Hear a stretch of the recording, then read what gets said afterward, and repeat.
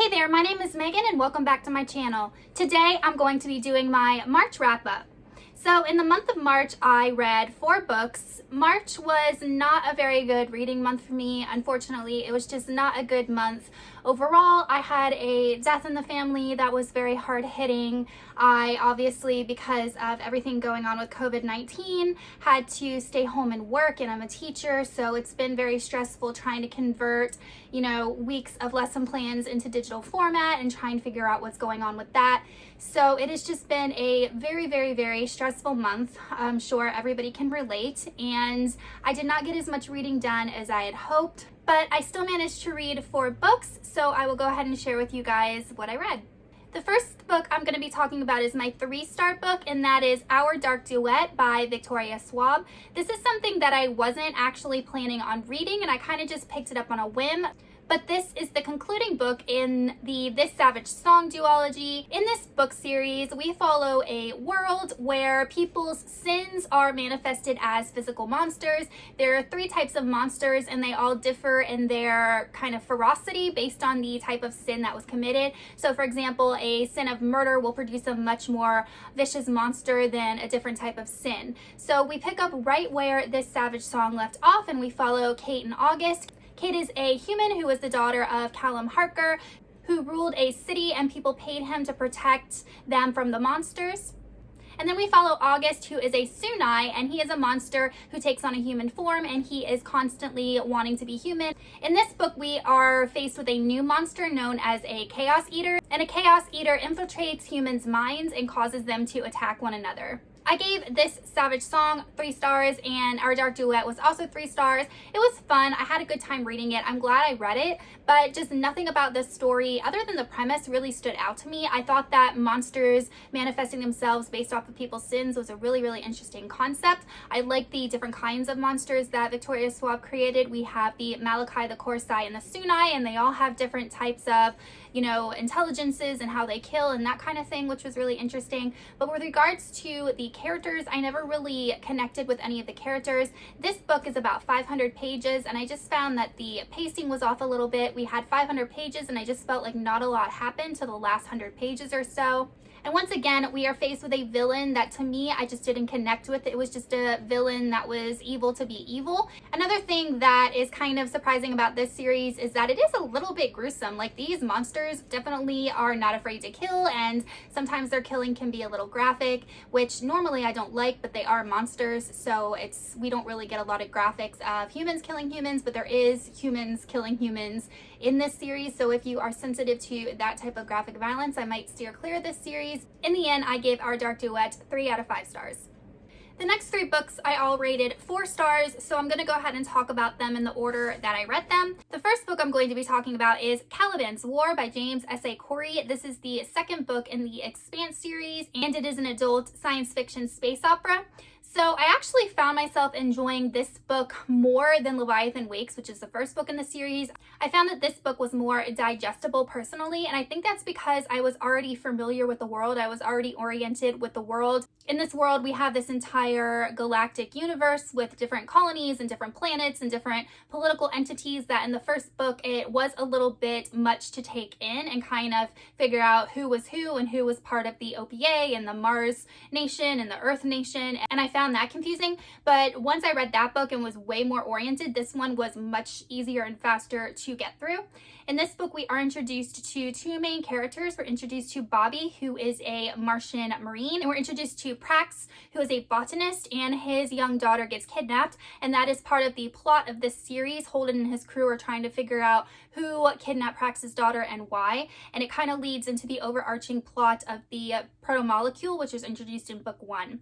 So I like this book. I thought it was a good continuation of the series. I did find that the plot progression with regard to the overarching plot of the proto-molecule went very slowly. I wasn't sure if that plot was going to take place over all 8 or 9 books, however many books are going to be in the series, but I guess it is. So While there were a lot of subplots within this book, the overarching plot, the progress that it took over 500 pages was incredibly slow. So now that I realize that, I know what to expect going into these books to really get a lot of enjoyment out of the subplots and the nuances that go into each individual book. So I really do like this series, and I'm actually very excited to read the third book. That is the only other one I own. So I usually ask for these books for like birthdays and Christmases and things like that. So I would like to continue on with it in 2020. The next book I picked up actually wasn't on my March TBR, and that is Five Dark Fates by Kendare. This is the final book in the Three Dark Crowns quartet, which is a YA fantasy. This was one of the series that I did want to finish in 2020, so I was able to knock this off of my series I want to complete list. In this world, we follow three sisters, Katarine, Arsenault, and Mirabella, and they are triplets who are separated at birth, and only one of them can end up being queen of this island called Fenburn. And their tradition is that all of these sisters have to kind of kill each other off until only one stands. And each one has an individual gift. We have a poisoner, an elemental, and a naturalist. One of the predictions that I had in the first book was that the character Jules Malone, who is the best friend to Arsenault, one of the queens, I figured that she was going to play a much bigger part in the subsequent books, and she definitely does. So I'm glad to see that that prediction came true. I was not expecting one of the deaths in this book to happen. It just kind of came out of nowhere, and I did not see it coming and was really surprised by it. And honestly, it didn't really affect me that much other than being surprised, because I didn't find myself too invested in that character to begin with. So I was not expecting it. Another thing I didn't like about this book was the character, I think it's Amelia. She was introduced in the third book, and honestly, she was my least favorite character. I absolutely found her horribly obnoxious and rude and pushy and horrible to Arsenault. So I kind of, every time she was in a scene, really disliked it, and I wish that she was a character that Kendare had not written into this series at all. And finally, I wish, honestly, that there was more male characters in this series. It's a very, matriarchal society. Not only do we have the three queens, but we have the priestesses and we have the advisors, and they are all women. And ever since the first book, I got these characters confused, and I still got these characters confused in book 4. And there was only 2 male characters, and I just felt like they weren't strong male characters. I felt like they were only present as, love interests. I just wish that there had been more interesting, strong male characters in this book to balance out the unnecessary amount of females. All in all, I really did like this series. It's a lot of fun. It's very dark. There are a lot of twists and turns, and I definitely would recommend it if you like fast-paced YA fantasy that's not overly bogged down in details, and I will definitely reread this series in the future.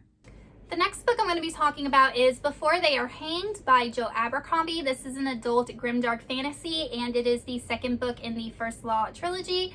This book follows a ton of different point of views and 3 main plot points. We're following Magnus Baez and his entourage as they are traveling across the world to retrieve an artifact to help fight a war. We are following Inquisitor Glocka as he is sent to the south to fight a war, and we are following Major West and the Prince as he is sent to the north to fight a war. I was hoping that I would enjoy this book a little bit more than the first book, but I actually enjoyed it about the same. Everyone says that this is the best book in the series, and I really enjoyed it, but I didn't see anything about it that was better than the first book. We do see the characters start to change in this book. This is a series that is known as being very character driven, so we do start to see Jezal change, we start to see Inquisitor Glocka change, and we start to see Pharaoh change. So there are things that happen in this book that cause these characters to kind of have to reevaluate themselves and their situations and change as humans. So I was glad to see that, but at the same time, I found that it happened a little bit quickly. It was kind of like one thing would happen, and then the characters were like, oh, I should probably reevaluate my life decisions, instead of it being more of a process. And as I was reading this book, no joke, I got a lot of Lord of the Rings vibes from this book.